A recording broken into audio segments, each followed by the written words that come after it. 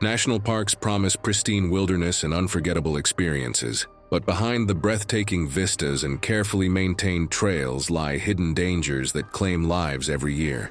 In this video, we're uncovering 6 of the most disturbing deaths at national parks ever recorded, and every single one ended the same horrifying way.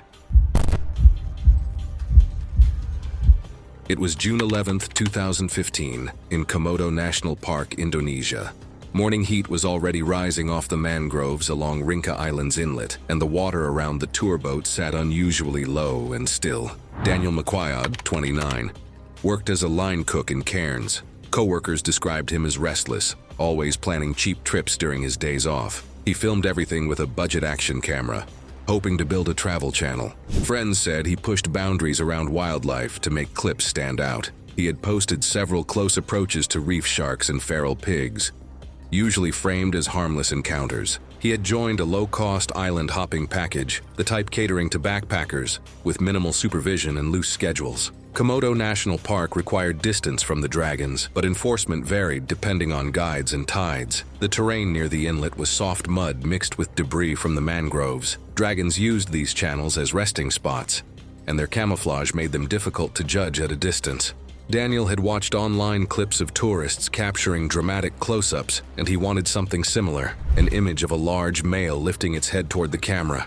The challenge he chose that morning was stepping off the boat into ankle-deep water and soft mud, so he could get closer to a dragon resting by the tree line. The guide told him the male had been flexing its limbs, flicking its tongue, and keeping its tail still, subtle signs that it was alert rather than resting. Several tourists asked him to step back, noting the soft ground and the animal's slow head lowering, a known pre-strike posture. Daniel insisted he would stay near the boat ladder and only provoke a mild reaction for the footage. The boat operator allowed him to wade, even though official regulations prohibited leaving the boat. Daniel extended his GoPro pole and leaned toward the dragon, waving it in slow arcs. The footage reviewed later showed the animal shifting weight forward, a small detail Daniel seemed not to notice. When he stepped closer to adjust his angle, his foot sank into a pocket of mud, briefly throwing off his balance. The dragon responded with a short, fast burst typical of an ambush lunge. Witnesses later estimated the dragon covered roughly 8 feet in seconds, closing the distance rapidly. Daniel turned to retreat but slipped, leaving his upper thigh partially exposed.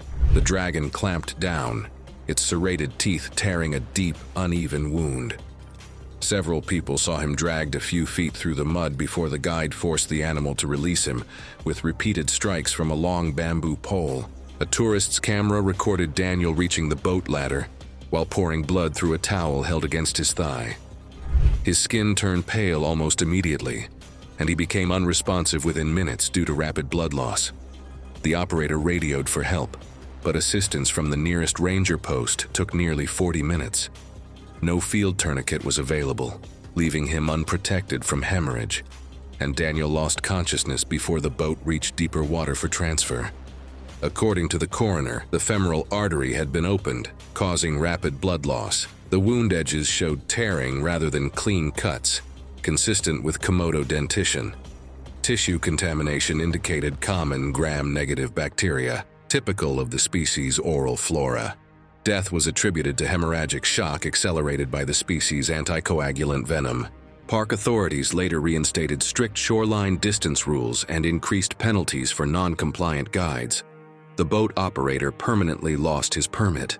Daniel's remains were repatriated to Australia after an investigation confirmed the sequence from witness statements and footage.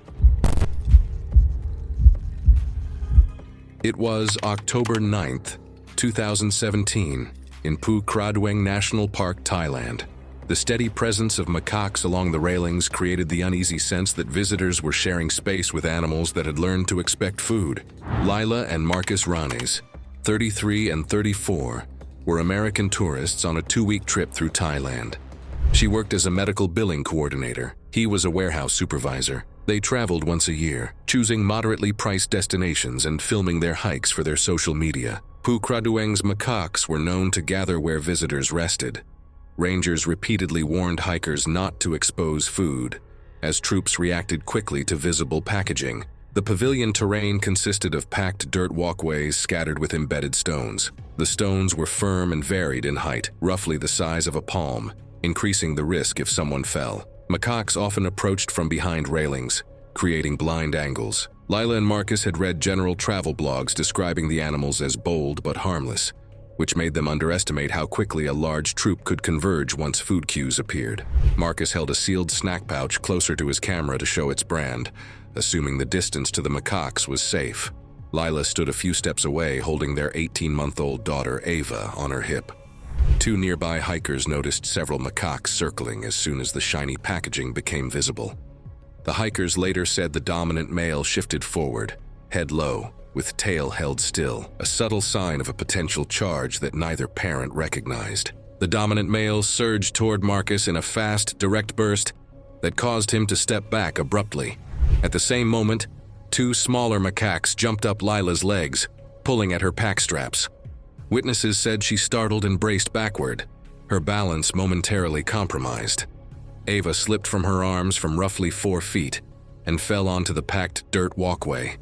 Her head struck the exposed edge of a firmly embedded palm-sized rock. Several people heard the impact. Marcus grabbed Ava immediately, and a hiker used his phone to call park staff. Rangers stationed less than a quarter-mile up the trail arrived within minutes. Medics applied oxygen and stabilized her for transport, noting reduced responsiveness consistent with potential traumatic brain injury during the carry to the evacuation vehicle.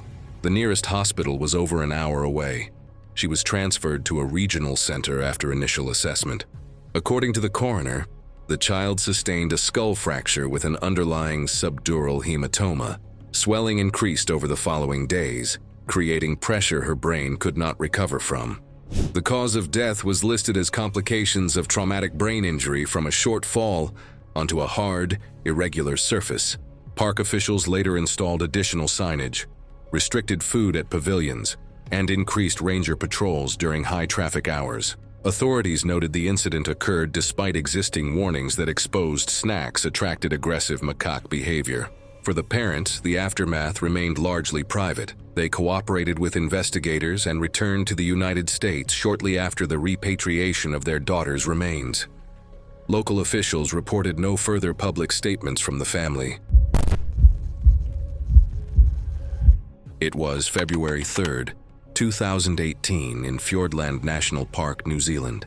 The viewpoint trail above the ravine looked stable at a glance, but the slight sloughing of soil near the edges hinted at sections that had not fully settled after a week of intermittent storms. Madeline Dorset, 31, worked as a warehouse supervisor in Leeds. She was known among co-workers for her methodical approach to checklists and her habit of correcting small safety lapses on the floor. Running was her one hobby, a way to counter long shifts spent indoors. She had joined 5 co-workers on a 3-week holiday that combined sightseeing with a series of day hikes. She enjoyed documenting the trip with steady, minimalist photos for her small running club, and sometimes felt pressured to get wider, more dramatic shots that matched the images shared by other members. Fiordland's terrain around the viewpoint consisted of fractured schist and shallow-rooted vegetation growing over exposed shelf rock. Heavy rain could undermine these outcrops from below, creating hollow spaces before any surface change appeared. The group had basic gear, light hiking shoes, light packs, and a rented DSLR camera. They were aware that certain overlooks required extra caution, but they relied on well-trodden paths and assumed heavily photographed locations were stable. The challenge that day was reaching the viewpoint before the afternoon crowds. The group hoped for a clear shot across the ravine despite the shifting weather. 2 hikers ahead of them noticed trickles of gravel falling from the underside of the ledge as they walked past, a subtle sign of undermining. No official warnings were posted, and no ranger was present that morning. Madeline's co-workers debated whether the surface looked too narrow, but with the trail dry on top, they continued. As the group arrived, the clouds lowered again, dimming the light. Madeline stepped toward the outer edge to frame a shot with the valley behind her. A co-worker hesitated, noticing a slight shift underfoot as others moved near the overhang. Another hiker, about 65 feet away, saw a brief pulse of loose sand shift downward from a crack, running along the ledge's base. The group still assumed the shelf was solid enough for a quick pose. Madeline extended her arms as the camera was raised. Witnesses reported hearing a hollow, brittle crack, followed by the sound of rock giving way. The entire section beneath Madeleine sheared off in one abrupt slab. She dropped with it, the fragment breaking into smaller pieces only after striking the slope below as it slid downslope. Observers saw her strike several small beech branches, her body rotating uncontrollably as debris scattered around her. The fall traveled roughly 260 feet before she disappeared from view into the ravine floor's scrub and boulders. A hiker used a satellite messenger to contact emergency services. Rescue teams arrived at the nearest access point within 40 minutes, but terrain required another 90 minutes of rope-assisted descent to reach her. She showed no signs of life, and medics confirmed death at the scene. The coroner reported multiple high-energy blunt force injuries, including fractures of both femurs, severe ribcage collapse, a cervical spine fracture dislocation, and extensive internal bleeding. The cause of death was described simply as massive trauma from a vertical fall. Her workplace later created a memorial scholarship for safety training students. New Zealand authorities documented the ledge failure as a natural collapse accelerated by recent rainfall. It was May 21, 2016, in Zhangjiajie National Forest Park, China. Visitors moved deliberately along the park's elevated glass walkway. Despite its reputation for dramatic views, the structure's integrity had been subtly compromised hours earlier, unnoticed by the majority of tourists. Hu Weiliang, 42, worked as a maintenance electrician in Hubei and was visiting Zhangjiajie with his extended family. He had a quiet, dependable personality and often focused on practical details, both in his profession and personal life. His trips were usually measured and low risk, and he preferred to document moments with still photography rather than video. While he had a general familiarity with structural maintenance, he had no formal authority over park safety and relied on posted signage and staff guidance. The walkway itself consisted of laminated tempered glass panes, supported by steel framing.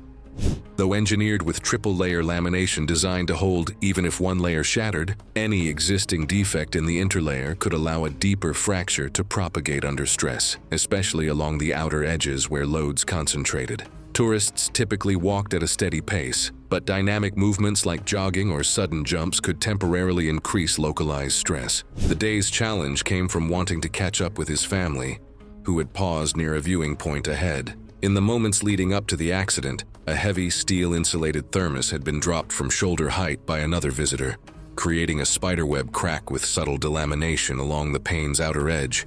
Park staff inspected the surface and mistakenly judged the damage as limited to the outer layer, keeping the walkway open. Weather was stable and the park remained crowded but orderly. Hu accelerated slightly to reach his relatives, jogging lightly across the walkway. Witnesses standing 10 feet behind saw the cracked pane begin to deform slightly, the weakened edge unable to distribute his stride's dynamic load. The impact-related defect caused the laminated panel to tear free along one anchoring point. With a sharp, audible snap, the pane dropped downward like a hinged section, opening a large enough void for a person to fall through. Hu plunged forward, striking a horizontal steel support rib positioned beneath the outer edge of the walkway, an impact that caused immediate severe trauma. His body then continued downward hundreds of feet, disappearing into the canyon below. Visitors on the platform froze, some screaming, until park guards ushered them away from the edge. Several took photographs and videos that later corroborated the sequence of events. Emergency personnel were contacted immediately. Responders reached the base of the fall within 20 minutes using a nearby maintenance access path, but Hu was already deceased. The coroner's report described multiple fatal blunt force injuries, including a skull base fracture, flail chest, and near-total aortic transection. The cause of death was multi-system blunt force trauma. In the aftermath, authorities restricted public statements and offered compensation to the family. Hu's relatives arranged a private funeral, limiting media exposure. Park management later implemented formalized deep-layer inspection protocols for laminated glass, though the incident left an enduring mark on visitors' perception of safety and prompted regulatory review across similar attractions. It was March 17, 2014, in Torres del Paine National Park, Chile. The rocky terrain below the cliffs was littered with loose scree and small stones, a normal part of the mountain's natural erosion. Yet the quiet murmurs of pebble falls from above hinted at underlying instability. Rafael de la Peña, 38, was a school teacher from Puerto Natales with a calm, methodical personality. He had a strong connection to the outdoors, often organizing weekend hikes with friends and students. His friend Clara Duarte, 35, was visiting from Santiago, drawn to Patagonia for its dramatic scenery and hiking opportunities. Both were experienced with moderate alpine terrain, but had limited exposure to active talus slopes beneath vertical cliff faces. Talus slopes consist of loose rock fragments accumulated at the base of cliffs, inherently unstable under weight or vibration. Even small movements can trigger cascading failures, especially under overhanging blocks that have been weathered or fractured over time. Footing is uneven, and boulders can shift without warning. Rangers typically advise keeping distance from cliff bases, but the appeal of photographing the rugged peaks drew the group closer than recommended. That day, the challenge arose simply from positioning beneath a cliff band to frame the mountainscape. Observers on lower trails noticed intermittent pebble falls, but interpreted them as normal erosion rather than signs of a large, unstable block. No official warnings were issued, and the hikers continued, encouraged by clear weather and the picturesque view. Moments before the incident, Rafael stepped onto a small, stable-looking boulder to gain a better angle for a photograph. Clara moved slightly upslope to position herself near him. The sound of shifting rock above was faint at first, a low groan easily masked by wind. Then a deep, resonant crack echoed from the cliff face, immediately followed by a massive slab, estimated at several tons, detaching and accelerating toward the slope. Witnesses described a sudden thunderous cascade as smaller rocks tumbled alongside the larger block. The boulder struck Rafael and Clara directly, burying them under an immediate mass of debris. The remaining 3 hikers were knocked off balance by sliding rock and the slope shifting beneath them, causing them to slide downslope and sustain fractures, sprains, and deep abrasions. The talus settled almost instantly under gravity, leaving the victims fully entombed. Rangers and fellow hikers began clearing debris but were forced to progress slowly due to persistent instability and the risk of secondary rockfall, taking nearly an hour to reach Rafael and Clara. Emergency teams confirmed both had no signs of life. Witness footage and photographs taken moments before the collapse captured the initial movement of dust and shifting rock rather than a full centered view of the detachment, corroborating the sequence of events. First responders noted that immediate extrication was impossible due to unstable debris, requiring careful shoring to prevent further rockfall. The survivors were treated on site for non-life-threatening injuries and later transported to nearby medical facilities for additional care. The coroner's report noted both victims were overwhelmed by the weight and force of the falling rocks, with traumatic asphyxia occurring as chest compression prevented effective breathing, making survival impossible. Funerals for Rafael and Clara were held in Puerto Natales and Santiago, attended by family, friends, and colleagues. The 3 surviving hikers recovered from their injuries, but remained wary of unstable talus zones. It was March 12, 2013, in Urho Kekkonen National Park, Finland. Early spring temperatures fluctuated sharply, leaving a patchwork of solid ice and fragile honeycombed surfaces on the park's numerous lakes. The air was clear and the sky bright, yet the quiet landscape hid hidden hazards beneath its frozen veneer. Sari Huttunen, 27, worked for a regional forestry company, routinely checking remote cabins and trail maintenance points across the park. She had grown up in northern Finland and was a skilled snowmobiler, accustomed to reading ice conditions and navigating remote trails alone. Her colleagues described her as meticulous and competent, often the first to volunteer for early season tasks. Sari's equipment consisted of a utility-grade snowmobile, reinforced winter gear, and a GPS unit sufficient for routine cabin inspections. Her responsibilities included monitoring cabins for safety, restocking fuel, and maintaining trails, often requiring her to traverse lakes when land routes were inaccessible. Experienced operators know that early spring brings weak spots where the top ice layer can appear solid but is undercut by water currents or thawed voids. Ice thickness varies dramatically. A few inches can hold a snowmobile's weight in some areas while collapsing under the same load nearby. Snowmobiles create dynamic pressure, increasing the risk of sudden plate failure if a rider misjudges surface integrity. The front skis and forward lean typically contribute most to initial ice penetration, making the leading edge of the machine especially critical in ice assessment. That day, Sari set out mid-morning from the fuel station, intending to reach a cabin 6 miles away before dusk. She checked her fuel and radio, but her intended route required crossing a frozen lake. Satellite images and later on-site reconstruction indicate she bypassed the perimeter trail and rode directly onto the central lake expanse. No ice warning signs were posted, and no ranger alerts had been issued. Friends and co-workers assumed her experience was sufficient for the crossing. The accident unfolded quickly. Track marks analyzed after the incident show a straight trajectory onto a 15-foot wide area of thin ice located over a naturally deeper section of the lake near a small inlet. Investigators concluded that the combined weight of the snowmobile and Sari, concentrated at the front during forward motion, caused the ice to fracture immediately. Witnesses in distant cabins later reported seeing snowmobile tracks ending abruptly on the ice, followed by a faint splash. Broken ice fragments floated nearby, consistent with typical ice collapse patterns, and no struggle marks were observed along the rim, indicating Sari and the machine sank almost instantly through the braking plates.